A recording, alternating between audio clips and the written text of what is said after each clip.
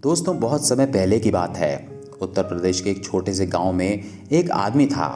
उसकी एक पत्नी और एक छोटी सी बच्ची थी। जब वो बच्ची 5 वर्ष की हुई तो उसकी माँ की मृत्यु हो गई। इस बच्ची का नाम नीलावंती था। नीलावंती की माँ की मृत्यु के पश्चात नीलावंती के पिता ने उस गांव को छोड़ दिया और नीलावंती को लेकर दूसरे गांव में चले गए। नीलावंती के पिताजी को आयुर्वेद का अच्छा खासा ज्ञान था। नीलावंती भी अपने पिता से आयुर्वेद का ज्ञान लेती थी। नीलावंती के अंदर एक खासियत थी कि वो पेड़ पौधों, जानवरों, पशु पक्षियों सबकी भाषा समझती थी।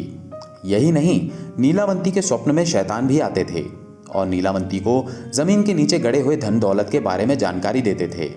लेकिन नीलावंती के अंदर उसके पिताजी के अच्छे संस्कार थे, इसलिए वो सब कुछ जानते हुए भी धन दौलत जमीन के नीचे खोदकर नहीं निकालती थी। नीलावंती को पेड़ पौधों और शैतान जो भी मंत्र बताते थे वो पीपल के पत्ते से बनी किताब पर लिख लेती थी। जब नीलावंती 20 से 22 वर्ष की हो गई तब जो भूत प्रेत नीलावंती के स्वप्न में आते थे वो हकीकत में सामने आने लगे।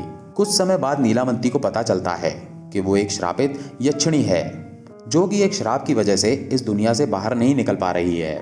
उसे अपनी दुनिया में जाना था। जब ये बात वो अपने पिताजी को बताती है तब उसके पिताजी उससे कहते हैं कि बेटी, यदि तू इस दुनिया की नहीं है और किसी श्राप के कारण तू इस दुनिया में फंसी हुई है तो मैं तुझे नहीं रोकूंगा, अतः तू स्वेच्छा से यहाँ से जा सकती है। फिर नीलावंती उस गांव को छोड़कर जाने लगी कि रास्ते में उसे एक व्यापारी मिलता है। अतः नीलावंती उस व्यापारी से दूसरे गांव में जाने के लिए कहती है, क्योंकि नीलावंती को एक अच्छी आत्मा ने बताया था कि यहाँ से 35 मील की दूरी पर तुम्हें एक गांव मिलेगा और उस गांव में तुम्हें एक बरगद का पेड़ मिलेगा। वहीं से तुम्हें अपनी दुनिया में जाने का रास्ता मिलेगा। इसके अलावा तुम्हें अपने रक्त के साथ साथ पशु पक्षियों की भी बलि देनी होगी। इसी को ध्यान में रखते हुए नीलावंती उस व्यापारी से उस गांव में चलने के लिए कहती है। वो व्यापारी नीलावंती को देखकर मंत्रमुग्ध हो जाता है और कहता है कि मैं तुम्हें उस गांव में छोड़ दूंगा, लेकिन बदले में तुम्हें मुझसे शादी करनी पड़ेगी। नीलावंती ने व्यापारी के सामने मुस्कुराते हुए कहा, ठीक है, मुझे मंजूर है, लेकिन मेरी एक शर्त है कि रात के समय मैं तुम्हारे साथ नहीं रहूंगी। मैं कहाँ जाती हूँ, क्या करती हूँ, इसके बारे में तुम मुझसे कुछ नहीं पूछोगे। व्यापारी ने कहा कि ठीक है, मुझे मंजूर है। उसके बाद वो व्यापारी नीलावंती को अपनी बैलगाड़ी में बिठाकर उस गांव में ले गया। फिर शर्त के अनुसार नीलावंती ने उस व्यापारी से विवाह कर लिया। रात के समय नीलावंती प्रतिदिन बरगद के पेड़ के नीचे तंत्र मंत्र करने के लिए चली जाती थी। वहां पर वो अपने रक्त और पशु पक्षियों की बलि भी चढ़ाती थी।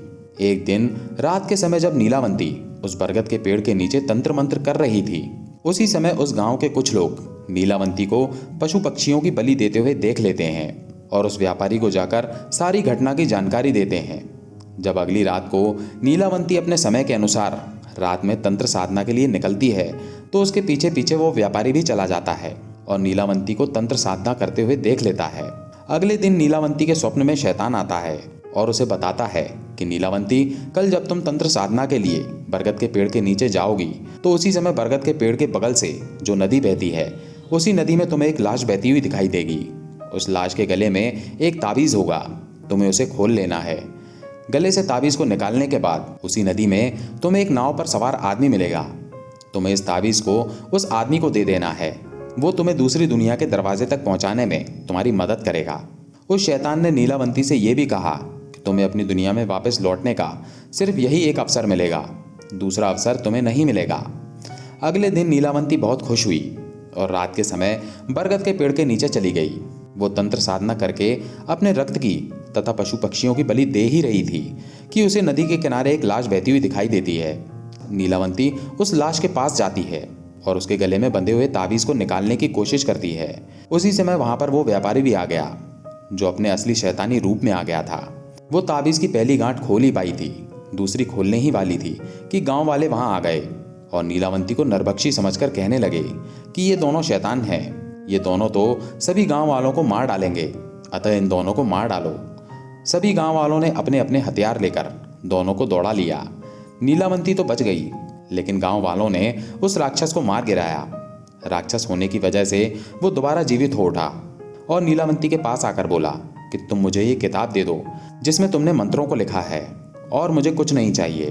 तब नीलावंती ने सोचा कि यदि ये किताब इस शैतान को मिल गई तो ये दुनिया के लिए अनर्थ साबित हो सकता है। अतः नीलावंती ने उस किताब को श्रापित करते हुए कहा कि जिसने लालच में आकर इस किताब को पूरा पढ़ लिया उसकी तुरंत मृत्यु हो जाएगी, और जिसने इस किताब को आधा पढ़कर बीच में ही छोड़ दिया वो पागल हो जाएगा। ये कहकर नीलावंती उस किताब को लेकर भाग गई। उसके बाद नीलावंती का आज तक पता नहीं चला कि वो कहाँ गई। कुछ समय पश्चात वो किताब एक साधु को मिलती है। उस साधु के मन में किसी भी तरह का कोई लालच नहीं था, क्योंकि वो किताब दूसरी भाषा में लिखी गई थी। अतः उस साधु ने उसे सरलतम रूप में अनुवाद करके लिखा ताकि सबको समझ में आ सके।